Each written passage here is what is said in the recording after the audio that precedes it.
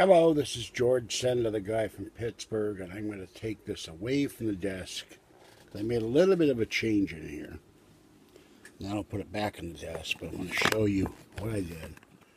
I brought the milk crate in because I was tired of the sign falling over, and added the lamp and a little diet sign and some of my paranormal books, military books. I've got too many books, folks. Anyway, I wanted to show you my patented kitty litter system. And one of the things is, oh God, you can see my gut from the side. One of the things is that I need to conserve space in here because the place is so small. So what I came up with, excuse me, I've been raising up dust because I've been moving stuff and throwing stuff away. You get this big bag of litter. This is 20 pounds. And a Walmart bag is 25. And then I have litter bags all over the place. Then I got to go throw them out. So what I did years ago was this system. I go down to the recycling bins and people throw stuff out. I get the empty jugs of clumping litter that have nothing in them. They're going to be recycled. And I like this one because it's great, green alien. It's full. And to give you an idea, this one isn't. This is clumping litter. But clumping litter you can't flush down the toilet. It's kind of a pain in the ass.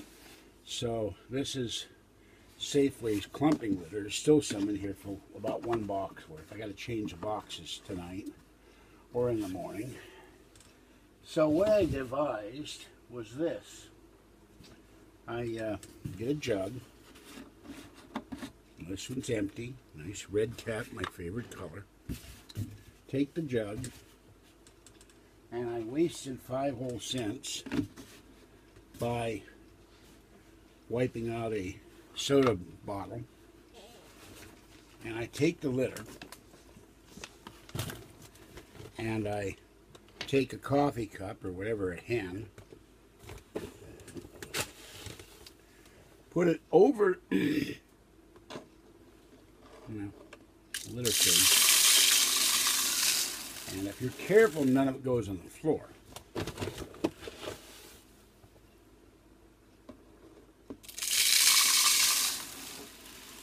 And if it does go on the floor, you just vacuum it up. When I have time to vacuum, it's been so ungodly hot here. So this is how it goes into the jug. I'm just going to show you this. Struggling with the bag. The flap wants to keep going in the bag. It'll cooperate.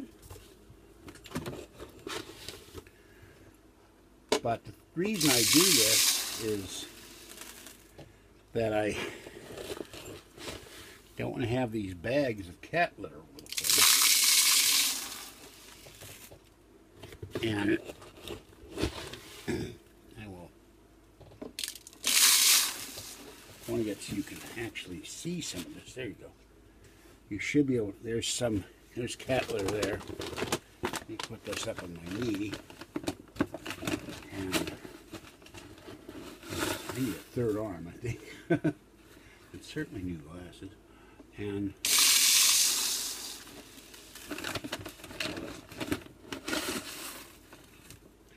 it doesn't take long to transfer 20 pounds. These jugs don't quite hold 20 pounds.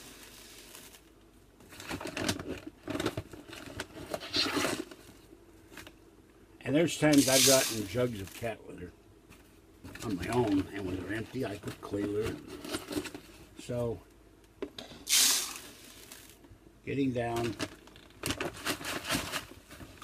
toward the bottom, and that's the hard part. When you get down the bottom, it's getting harder and harder to get cat litter out. And so anyway, what I usually do is try to get the last of the cat litter out of here with a cup, and then I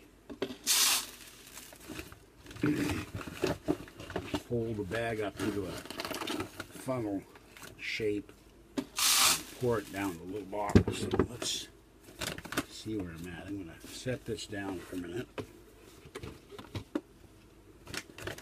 Tear this off. Right now there's always going to be some litter here. All the litter there is that much. So I will take this and pour the last of it in here. Put that on my knee.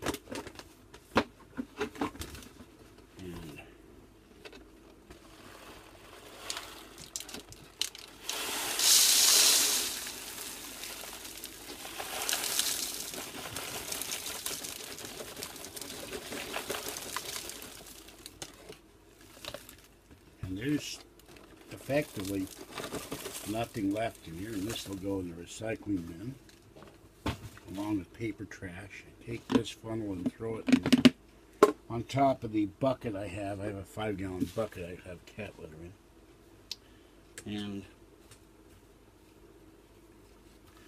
you go from having a bag that takes up room, and let me show you this. Here's the bag. Just a minute. Put the cap on, and I wash out the cup and hang it up in the kitchen. And instead of having all these bags lying around, I'll show you this. You have this nice stack of litter containers. This one's empty, so that'll be the next time I go to the store and get more litter.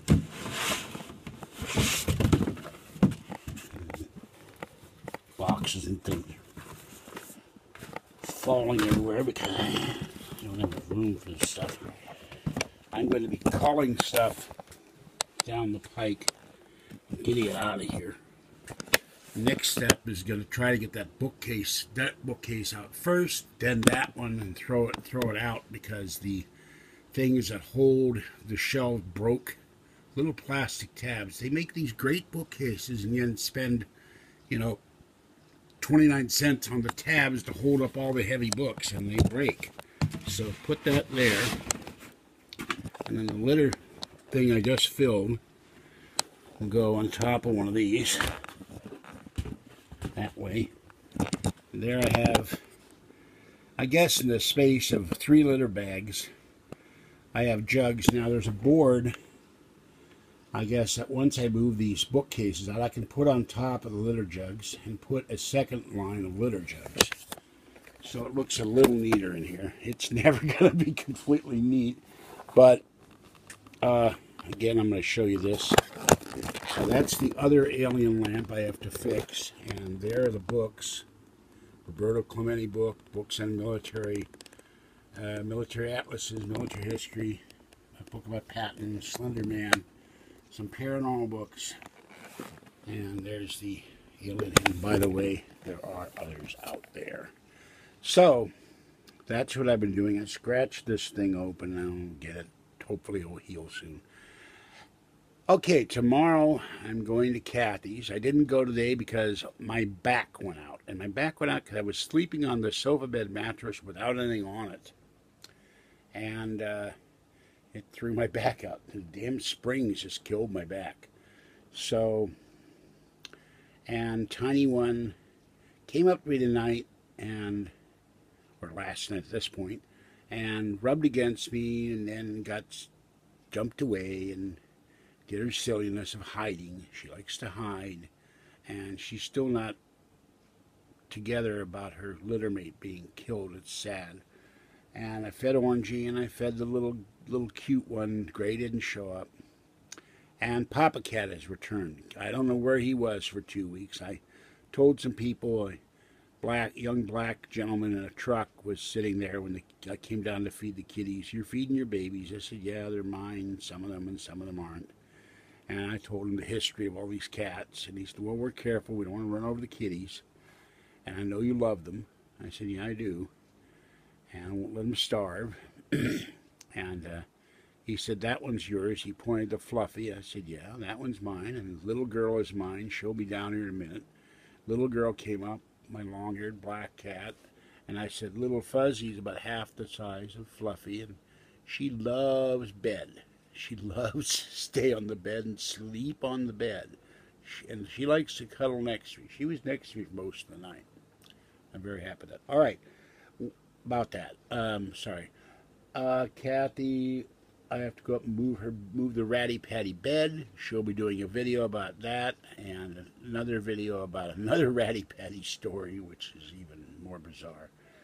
And then I got to go home because I don't want to get stuck in Pittsburgh. This is a reason why Kathy's saving up for another car, and I'm trying to push her into getting another Prius because I said, you can't afford to make repairs, and you need something that's going to be reliable and not break down in 6 months. All right, this is George Senda, the guy from Pittsburgh, and even at 3 a.m., it's roasting in here. It's 80 degrees in the bedroom. And I posted another video a few minutes ago, a Donald Trump talk talking about a coast-to-coast AM guest. And you can all see that one. And I will be going to the eye doctor on Thursday and get my prescription for my new glasses. And then just got to come up with the money for glasses. And who's peeking out here? Look at this.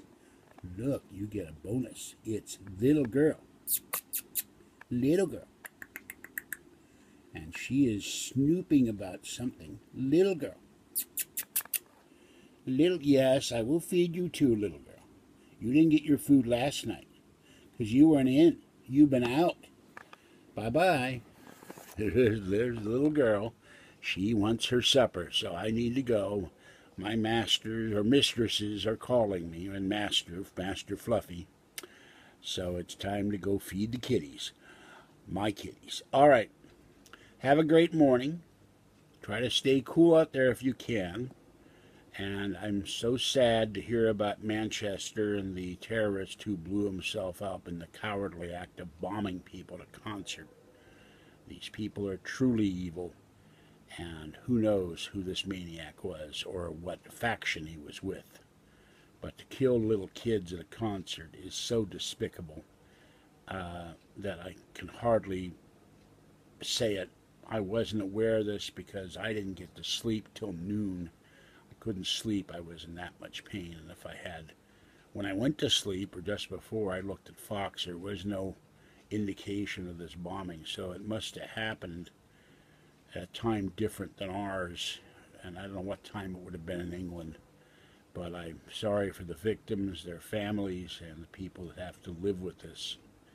And we are fighting truly evil people around the world who hate us, hate the British, even hate people who've never done anything to them and have nothing to do with them, and just want to live their lives in peace and harmony.